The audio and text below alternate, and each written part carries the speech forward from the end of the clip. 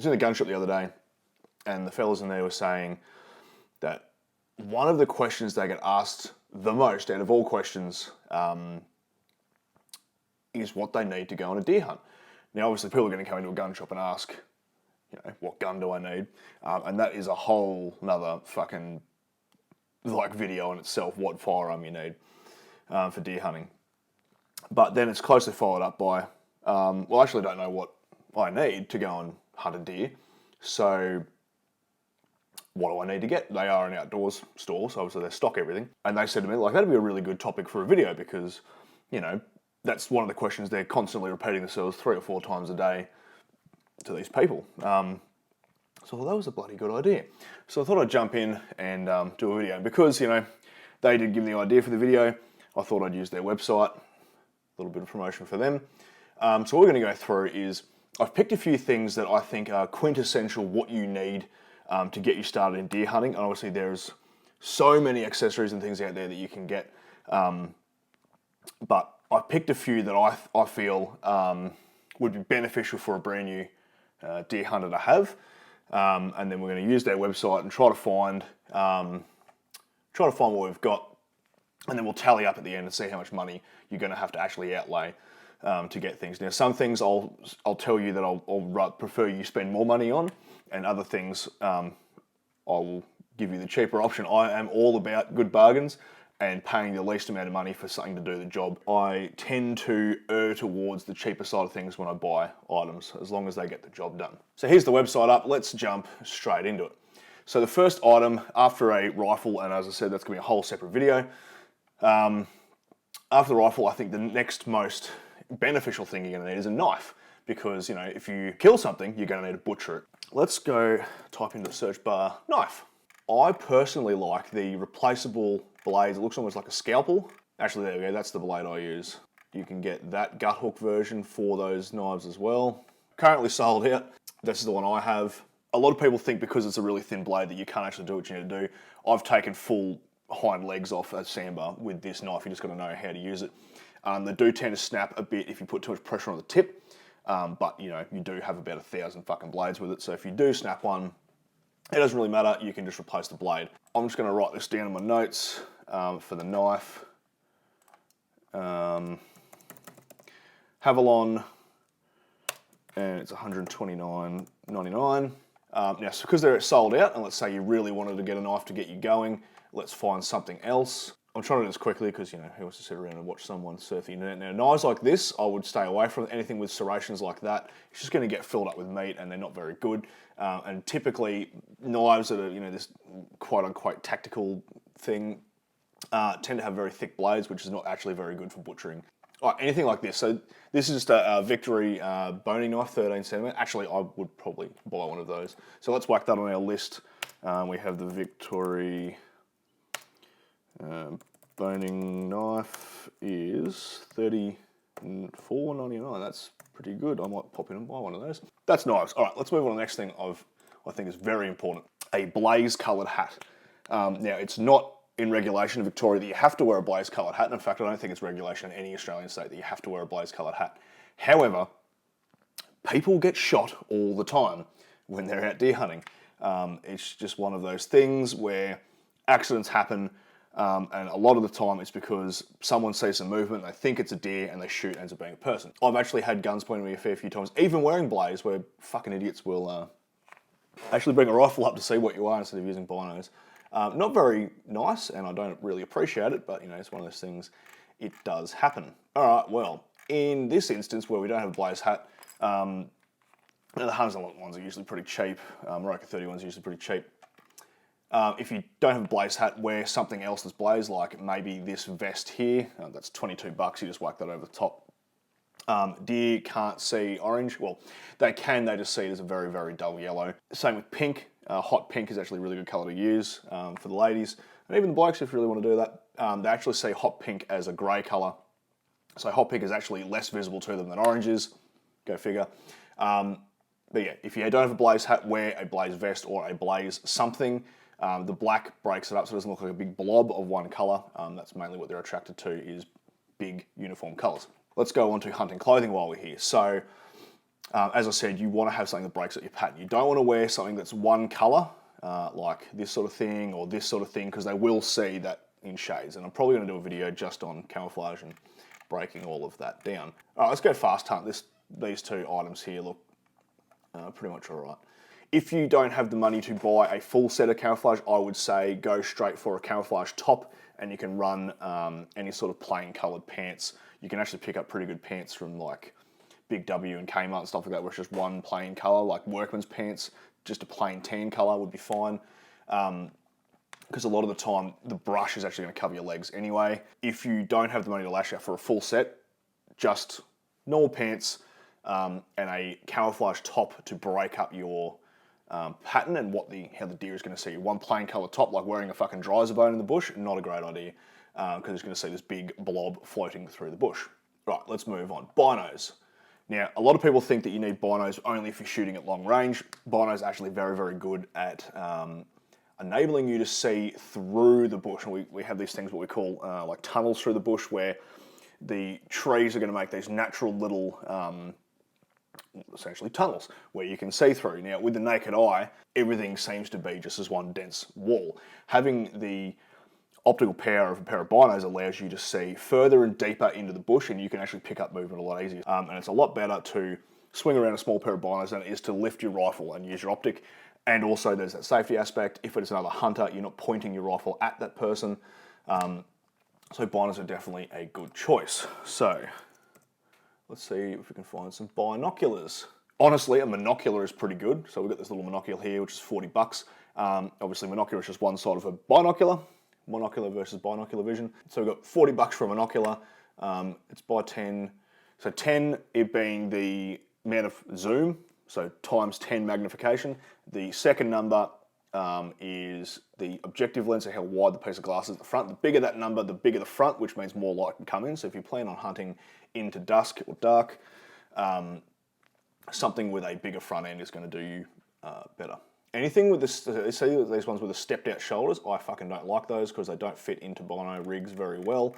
And they're more of like a bird watcher's sort of thing. So let's go with something that's straight walled. What's that, 10 by 42 and 10 by 42. All right, so this is cheaper. So we'll go for the binos, we'll go Bushnell 10 by 42, and that is $249.99. Now, look, it says sold out, but the boys will probably order you that in if you asked for one. This is not a definite thing you have to have, but a bino harness works well for that. So we've got two different versions here. So we can have, this just goes over your shoulders and your binos clip onto the front. They just literally hang there in front. Pretty cheap, that's $45. And then your binos are there, you can just lift them up and good to go. If you're just getting into it, I would say maybe start with that, unless you want to pay a couple $100 to get a full enclosed bino rig. I run a proper bino rig because I do it a lot. It doesn't also protect your binos from getting scratched up and beaten up and whatever. But for this, we'll just say you want one of that because you just want to have them accessible. You don't want to have them in your bag because there's no point, because then if you're going to look something, you're going to take your bag off, etc., etc. All right, the next thing that is very important so you don't get lost is having a GPS. But I'll caveat that with you could probably just use your phone. So most hunting areas, if you're near, reception or whatever, and in fact, even with the reception gone, you still use the GPS function. Especially in Victoria, I think New South Wales has a similar thing, and I'm pretty sure SA has also a similar thing. We have the Auto Explorer app, where it tells you where you can and can't hunt. It also works with GPS function in phones. If you don't have reception, it'll still pinpoint your location as long as you've preloaded the map, and you can pre-download them before you go into the area where you're not going to have reception. For that one, I'm just going to leave that blank because most people have their phone anyway. Like, who the fuck doesn't have a phone? So I'll leave that one.